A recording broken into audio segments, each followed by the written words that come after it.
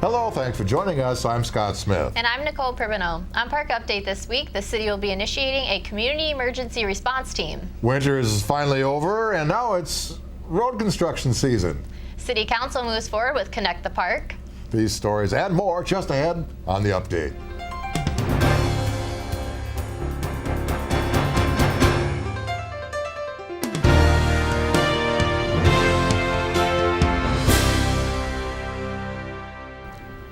The reconstruction project widening Highway 100 to 3 lanes in each direction will start in earnest this August. But preliminary work has begun on Minnetonka Boulevard as the Holiday Station closed its doors on the last day of March. The building will be raised to make way for the highway expansion. Construction will be implemented in phases beginning in August with removal of the Canadian Pacific Railroad Bridge, followed by the Minnetonka Boulevard Bridge in early 2015 and replacement of the Highway 7 Bridge in 2016. Be prepared for detours, road closures, and traffic slowdowns during construction. The project is scheduled for completion in October of 2016, and you can keep up to date on construction at MnDOT.gov. This past January, city staff met with the St. Louis Park Public Schools administrators, Hennepin County Environmental Services staff, concerned parents, and students to talk about composting food waste in the high school lunchroom. After several meetings, an organic waste program was launched at the high school. With the new program, all the food waste and food soil paper from the lunchroom and kitchen will be turned into compost instead of being burned at the incinerator or landfilled. 2 very motivated seniors led the effort and are working hard to educate their classmates on how to compost their food during lunch. One even built 2 sorting stations. Hennepin County provided a grant to the school district to help implement the program. Special thanks to City Council member Ann Mavity for support in getting the discussion rolling. A weekend closure of the southbound lanes of Louisiana Avenue from Walker Street to Highway 7 is scheduled for Friday, April 18th at 9 p.m. until Monday morning, April 21st at 5 a.m. Starting on Monday, April 21st, traffic will be switching to the next phase of the project. This phase reduces the lanes on Louisiana Avenue to 1 lane in each direction, so you can expect delays on Louisiana Avenue. For questions about the project, contact Engineering Project Manager Joe Shemla at 952-924-2552 or email him at jshemla@stlouispark.org. Absentee voting starts April 14th for the special primary election for the Hennepin County Commissioner District 3 seat. Visit stlouispark.org/elections.html or call 952-924-2503 for absentee application. Susan Lindgren Elementary School is in need of volunteers for their Imagination Inventors Fair on Thursday, April 17th from 5 to 7 p.m. If you can volunteer to help, please call or email Nikki Schultz at 952-240-8571 or nlschultz@umn.edu. Well, what goes up must come down, and sadly that's the case with the famed Tucker's Treehouse on Minnetonka Boulevard in the park. Last week, a portion of the 7-tiered treehouse collapsed when a windstorm tore off a limb of the giant maple tree containing the iconic structure. Built in 1986, the treehouse has been photographed countless times, even receiving worldwide attention in its nearly 30-year existence. Time will tell if the house and the tree will continue to be. It's had quite a history so far.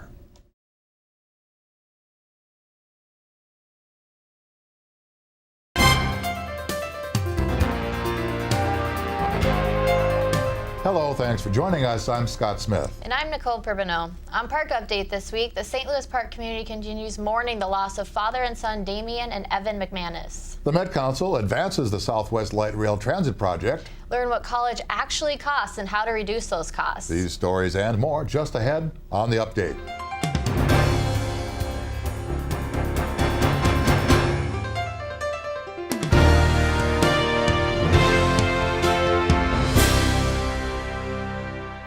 The St. Louis Park community continues mourning the loss of father and son, Damian and Evan McManus, this week, following the end of the search for the missing hikers in Colorado.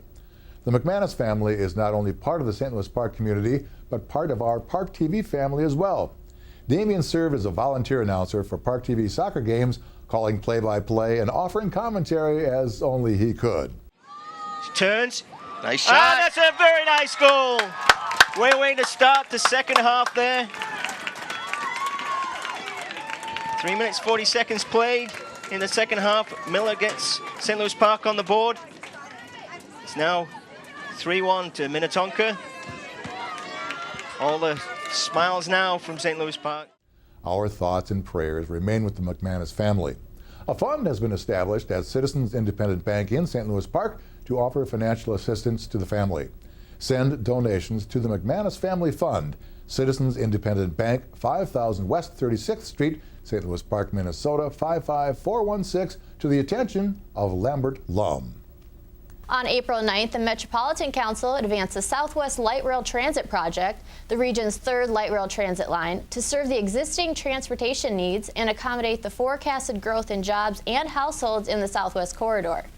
The Council's approval set the project scope to include 16 stations, an operations and maintenance facility in Hopkins, a westernmost station at Mitchell Road in Eden Prairie, and LRT running in shallow tunnels and freight rail and trails remaining at grade through the Kenilworth Corridor, with a budget between $1.673 billion and $1.683 billion. The Council's action also directs staff to submit the preliminary design plans to Hennepin County and the cities of Minneapolis, St. Louis Park, Hopkins, Minnetonka, and Eden Prairie for their review and approval.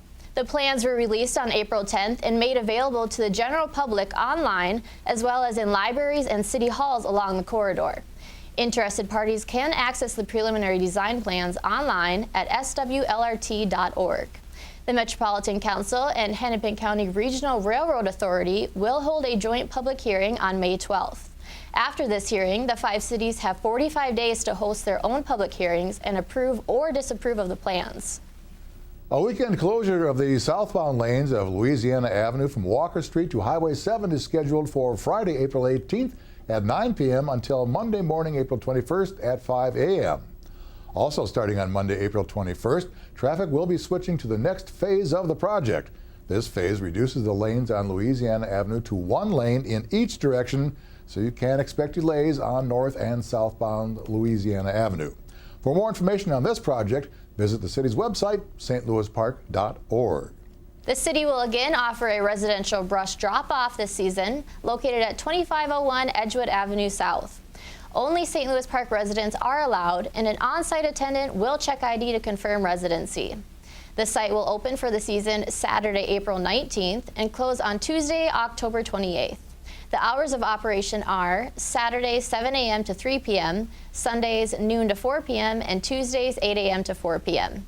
Materials accepted include woody vegetation, brush, and logs. Materials not accepted include grass clippings, leaves, root balls, lumber, wood scraps, fencing, trash, sod fill, any commercial services material, construction material, or similar items.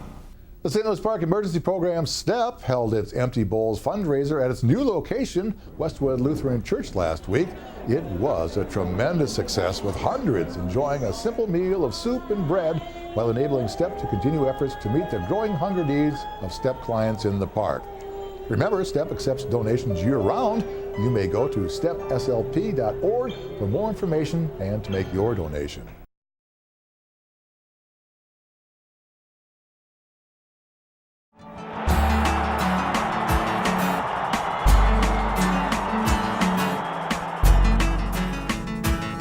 Michelle Beadle, ESPN's co-host on The Sports Nation, accepted a prom date from St. Louis Park's Jack Jablonski, who was paralyzed in 2011 after a sports accident during a high school hockey game.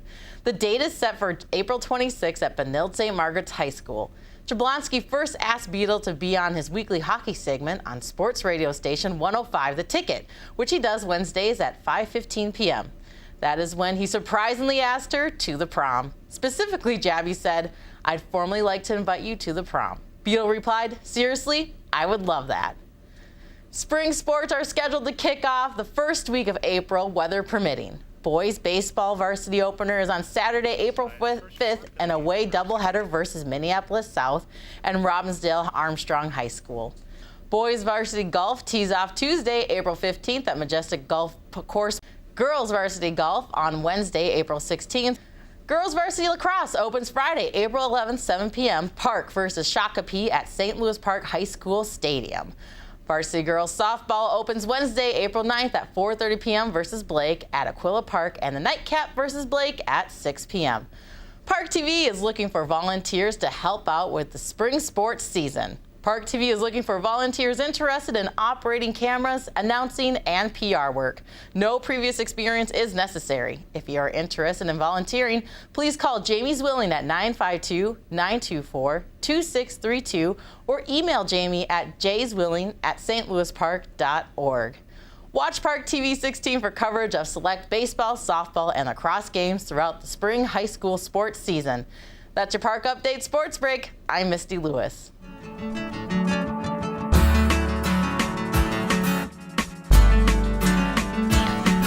Well, that's it for this week's Park Update. Thank you for watching. We'll see you again next week. Until then, be sure you take some time to get out and experience life in the park.